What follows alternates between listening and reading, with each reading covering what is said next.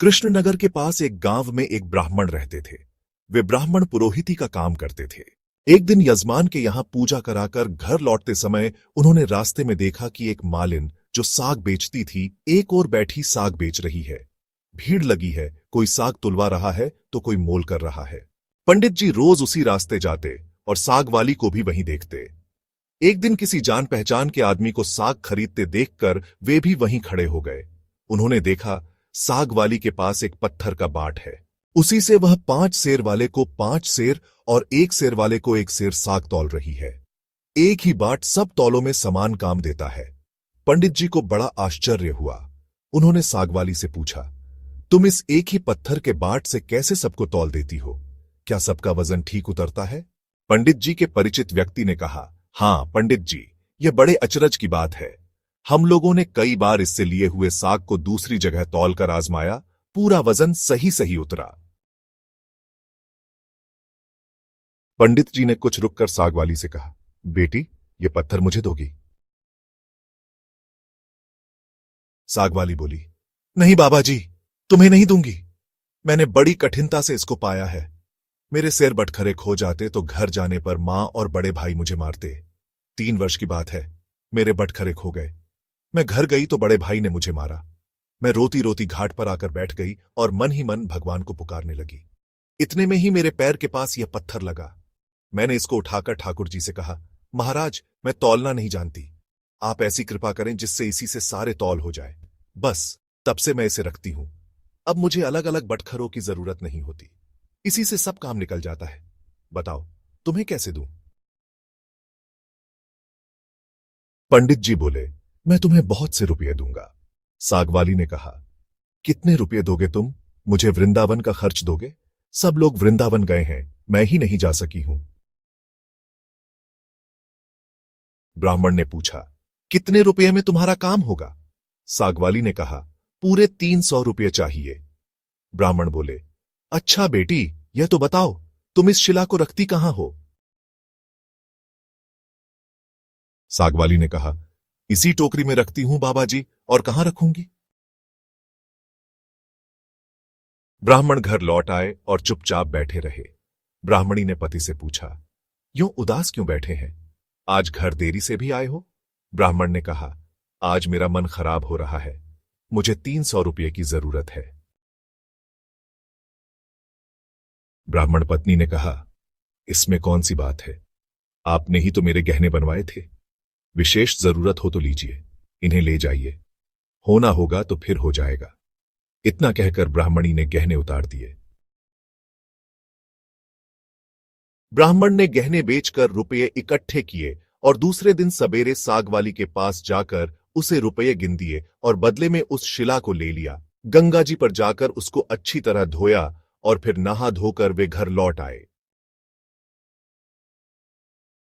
इधर मीछे से एक छोटा सा सुकुमार बालक जाकर ब्राह्मणी से कह गया, पंडिताइन जी, तुम्हारे घर ठाकुर जी आ रहे हैं, घर को अच्छी तरह झाड़ बुहार कर ठीक करो। सरल हृदया ब्राह्मणी ने घर साफ करके उसमें पूजा की सामग्री सजा दी। ब्राह्मण ने आकर देखा तो उन्हें अचरज हुआ। ब्राह्मणी से पूछने पर उसने छोटे बालक के आकर कह जाने की बात सुनाई। यह सुनकर पंडित जी को और भी आश्चर्य हुआ। पंडित जी ने शिला को सिंहासन पर पधराकर उसकी पूजा की, फिर उसे ऊपर आले में पधरा दिया। रात को सपने में भगवान ने कहा, तू मुझे जल्दी लौटा आ, नहीं तो तेरा भला नहीं होगा, सर्वनाश को जाएगा। ब्राह्मण ने कहा, जो कुछ भी हो, मैं तुमको लौटाऊंगा नहीं। ब्राह्मण घर में जो कुछ भी पत्र पुष्प मिलता उसी से पूजा करने लगे। 2-4 दिनों बाद स्वप्न में फिर कहा, मुझे फेंका, नहीं तो तेरा लड़का मर जाएगा।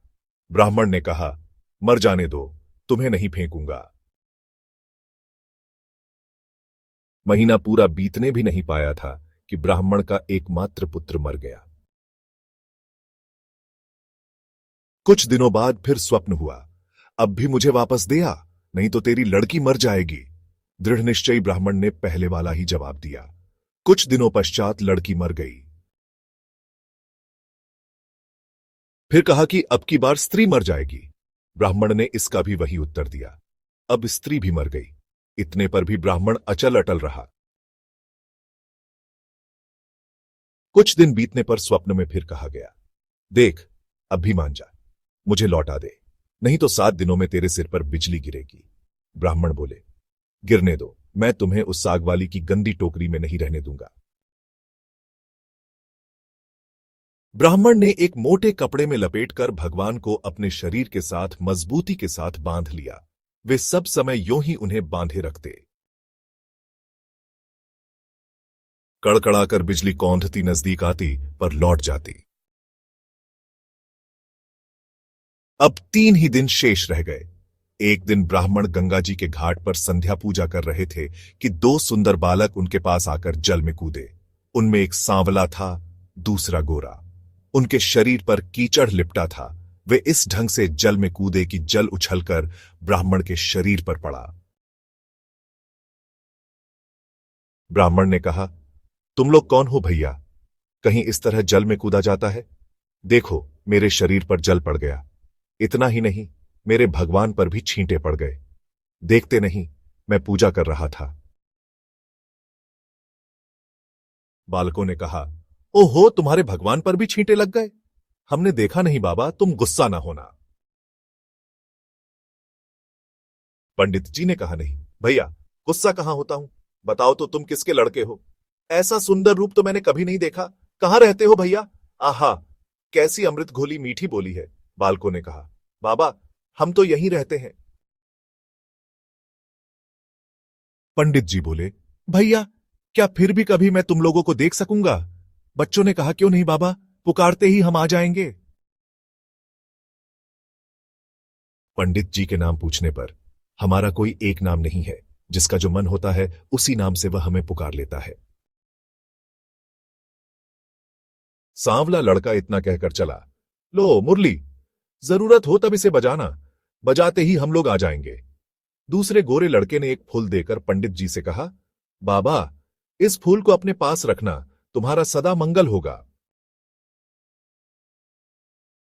वे जब तक वहां से चले नहीं गए, ब्राह्मण निर्निमेष दृष्टि ने उनकी ओर आंखें लगाए रहे। मन ही मन सोचने लगे, आहा, कितने सुंदर हैं दोनों, कभी फिर इनके दर्शन होंगे। ब्राह्मण ने फूल देखकर सोचा, फूल तो बहुत बढ़िया है, कैसी मनोहर गंध आ रही है इसमें, पर मैं इसका क्या करूंगा और रखूंगा भी कहां? इससे अच्छा है राजा को ही दे आऊं। पंडित जी ने जाकर फूल राजा को दिया। राजा बहुत प्रसन्न हुए। उन्होंने उसे महल में ले जाकर बड़ी रानी को दिया। इतने में ही छोटी रानी ने जाकर कहा, मुझे भी एक ऐसा ही फूल मंगवा दो, नहीं तो मैं डूब मरूंगी। राजा दरबार में आए और सिपाहियों को उसी समय पंडित जी को खोजने भेजा। सिपाहियों ने खोजते खोजते जाकर देखा, ब्राह्मण देवता सिर पर सिला बांधे पेड़ की छाया में बैठे गुनगुना रहे हैं। वे उनको राजा के पास लेवा लाए। राजा ने कहा, महाराज, वैसा ही एक फूल और चाहिए। पंडित जी बोले, राजन, मेरे पास तो वह एक ही फूल था, पर देखिए, चेष्टा करता हूं। ब्राह्मण उन लड़कों की खोज में निकल पड़े। अकस्मात उन्हें मुरली वाली बात याद आ गई। उन्होंने मुरली बजाई। उसी क्षण गौरश्याम जोड़ी प्रकट हो गई। ब्राह्मण रूप माधुरी के पान में मतवाले हो गए। कुछ देर बाद उन्होंने कहा, भैया, वैसा एक फूल और चाहिए। मैंने तुम्हारा दिया हुआ फूल राजा को दिया था, राजा ने वैसा ही एक फूल और मांगा है। गोरे बालक ने कहा, फूल तो हमारे पास नहीं है, परंतु हम तुम्हें एक ऐसी जगह ले जाएंगे जहां वैसे फूलों का बगीचा खिला है। तुम आंखें बंद करो।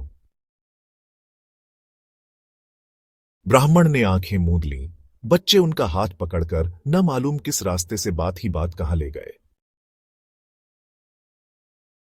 एक जगह पहुंचकर ब्राह्मण ने आंखें खोली। देखकर मुग्ध हो गए। बड़ा सुंदर स्थान है। चारों ओर सुंदर सुंदर वृक्ष लता आदि पुष्पों की मधुर गंध से सुशोभित है। बगीचे के बीच में एक बड़ा मनोहर महल है। ब्राह्मण ने देखा तो वे बालक गायब थे। वे साहस करके आगे बढ़े।